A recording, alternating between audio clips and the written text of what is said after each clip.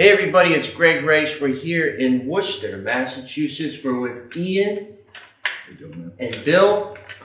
Nice to see you guys from Veterans Inc. And now Veterans Inc. we're situated in the old armory, right guys? Yes, sir. Tell us a little bit about the building and then let's jump into what you guys do. Sure.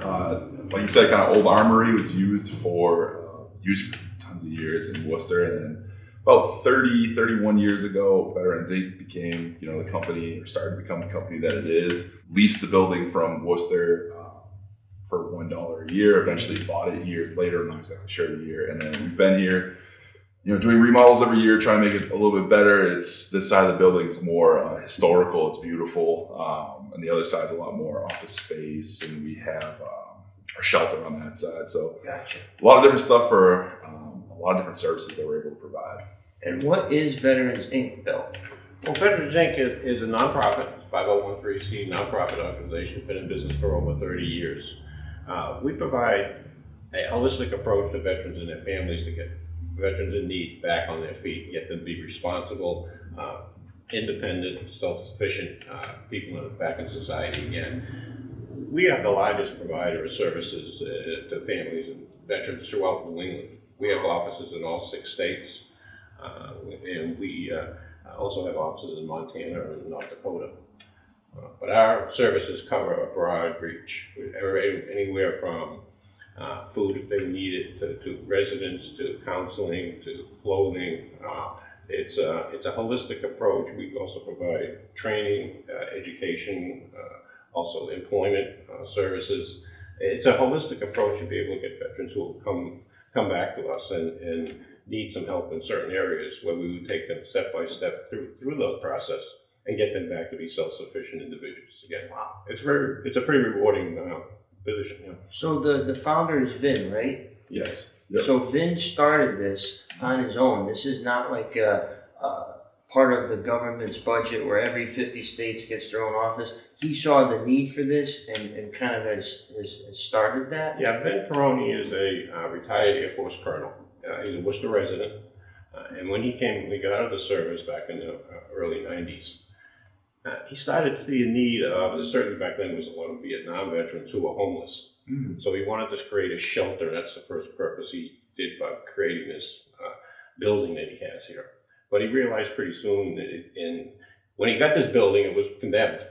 So he went out and got donations. He got help from unions in the area to be able to fix it up and area by area make it habitable, and create a habitat for homeless veterans. Yeah. But he realized pretty quick that just getting them off the street, and giving them something to eat, is not the answer. It gets them warm, but it doesn't really get them back whole again. So that's when he started to incorporate a holistic approach, where he started to bring in health services, started to bring in areas where he can provide people with some counseling, provide employment, training, so give them every aspect of their life to where they can become independent and become back to responsible citizens. Yeah. It's a great guy. Yeah. And you mentioned shelter. Is there a number of beds or a number of rooms that you have? Tell us a little bit about that. Sure. So we're going through a little bit of a transition, trying to, kind of renovate a few of our dorms upstairs on the other side of the building, obviously from where we are here. It's around 80 beds. It's kind of split between 2 programs, but the majority of them are going to be 80 shelter beds for our guys in Worcester. We have called GPD, the shelter program. We also have one in Maine, have one in Connecticut. So we have quite a few beds for available veterans that may need shelter to kind of jumpstart their process to whatever needs they have. And they're right in the building, so they're connected to us every day. They see us every day. Mm-hmm. We're right there to offer any services that we can. Mm-hmm. So it's been great to have some of these guys. Truly great success stories. Come stay with us for a year after they're employed with a great job and they're loving life. They're getting their own apartment and they kind of see the process through. I've been here 3 years, so I've seen some guys kind of be not on their best day when they get here, and then when they leave, they're happy. Exactly. It's been really rewarding and great. So almost the end of the line for your role is when Invisible Jesse over there comes and offers an apartment. So is that how you guys connected with Nexus? Yes. Through the housing piece? So tell us about that and how we can help you. We're in housing retention. Well, housing retention is one of the final steps in reintegrating our veterans back into society. Yeah. They've gone through their whatever counseling or whatever training that they're going to need to get themselves a meaningful employment and a living wage and get themselves back on their feet. Our job is to be able to take them that final step. We cover those barriers whether they need transportation or need a job. We take care of that, but then they also need a permanent place to live. Mm-hmm. And one of our challenges that we have is that when you look at some of these veterans who have come through this system that we have, they may not look that good on paper when you look at them because they haven't been renting for the last year. Maybe they haven't had a job. They've been their job spaces. If you look at them on an application, you're saying, no, actually, this doesn't fit our criteria. When it gets frustrating with us is that the veterans that we have and we recommend that are at this stage in their development, they're responsible, they're willing to go there, they're thankful for what the second chance they get in their life, and they're just looking for a clean, nice place to live, Mm-hmm. where they can take that next step to get back. And that's what we try to, that's where I think that we try to educate landlords and property owners and property managers that these, while they may not look at as good on paper that you like or fit the criteria that you were set out for, if you understand the history that they've gone through and what they have gone through, where they are today in their lives, they're very responsible tenants that can stay with you a long time and be financially responsible and physically responsible. Yeah. And as landlords, our biggest concern is, are they going to take care of the property? Are they going to be a good neighbor? Are they going to pay the rent? And you guys have already done that groundwork. So if you're a landlord considering this is a sure bet, in my opinion. It doesn't get any better because you don't know who you're meeting off the streets. We get people that apply all the time.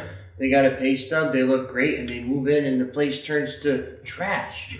Sure. Yeah. So tell us a little bit about some of your success stories with people maybe that have called you or come back and said thank you, or maybe even landlords. Yeah, absolutely. I know just in the city of Worcester, we have a bi-weekly meeting with the VA team, and we know them very well. We'll bounce clients back and forth. They've brought in landlords to speak with us, and we've had really ongoing great relationships with a few landlords in Worcester. Obviously, Worcester housing market has kind of exploded in the past. Tough. Yeah, Very tough. It's tough everywhere in the Northeast, but Worcester's been a struggle too, just being headquartered here, having a lot of clients that are Worcester based. So we've had a lot of ongoing relationships with I'd say 15 to 20 landlords just in Worcester, which has been great. And we keep in contact every month, just checking back. Hey, do you have anybody? We have anybody to kind of give them, and do they have any units to give us? And sometimes it's no, but just keeping those relationships great. I had one veteran I'll touch upon really quickly. He was a young guy, younger than me, post 9/11 veteran, went to Iraq twice, got out. Was in a tough spot. He was living with his parents. It just wasn't going too well. Decided it was time to kind of get out. He was couch surfing with his friends, kind of week to week, didn't know where he was going to be. Great guy. While he was in our program, he had started a job that he had set up for himself, but he was also going to school at night, so he was utilizing VA services to do that, and he was kind of in a down spot in his life and really turned around quickly in about 3 months. And we found him a great apartment right outside the city, and he's still there. He just, I want to say he finished his degree this spring. We keep in touch I touch base every 3-4 months to talk to him. Still doing well. It was one of those landlord connections that we had through kind of meetings and stuff. So it's just one example. Our SSVF team, they help about 200 veterans a year. SSVF stands for? Supportive Services for Veteran Families. That's actually that's actually where I just came from. Gotcha.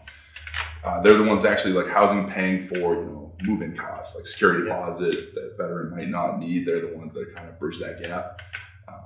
They help about 200 veteran families a year, and we kind of come in and we help any way we can to make sure everyone stays housed and everyone's on the up and up. It's been great. Like I said, 3 years, so we've been able to help a lot of families in that time, and it's really rewarding kind of seeing these guys not only get in somewhere, but then their success just keeps going. Flourish. Exactly. Yep. And let's be real, right? These folks men and women, they served our country.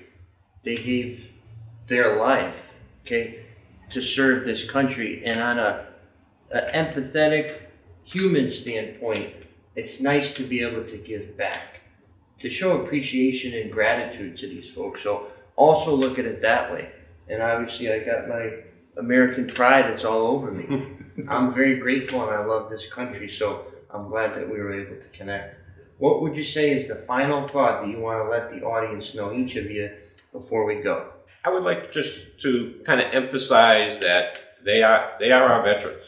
And, you know, our motto here is that, you know, they were there when we needed them. We must be there now to help when they need us. My personal belief is that, you know, that all we are as a nation and all that we have as citizens of that nation, we owe to no other group more than we do our veterans. Because without them, we have nothing else.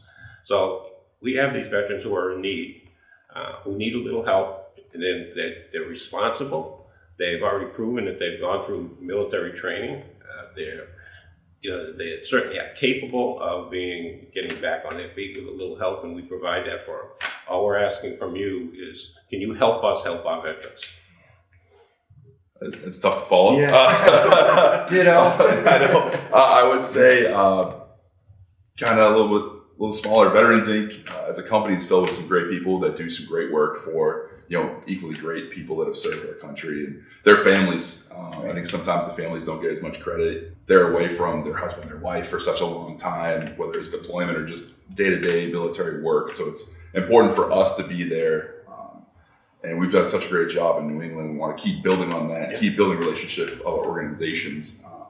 And we strive to, you know, help veterans in any way we can and kind of get them to where they need to be sustainable on their own. And I think that's the goal, at least of my team and the teams that I've worked on here, is to, you know, kind of fill in the gaps. You know, we don't do the work for the veteran; they're still doing the work. We just kind of show them the way and let them do the work. And, you know, success stories here far exceed what I think any of us expect from the clientele that we work with. And it's been such an amazing 3 years for me personally, and I think this organization, our veterans that come to us, achieve such great things. So it's just finding better ways to kind of get it done faster and get it done more streamlined. But really appreciate the work, you know, my team does.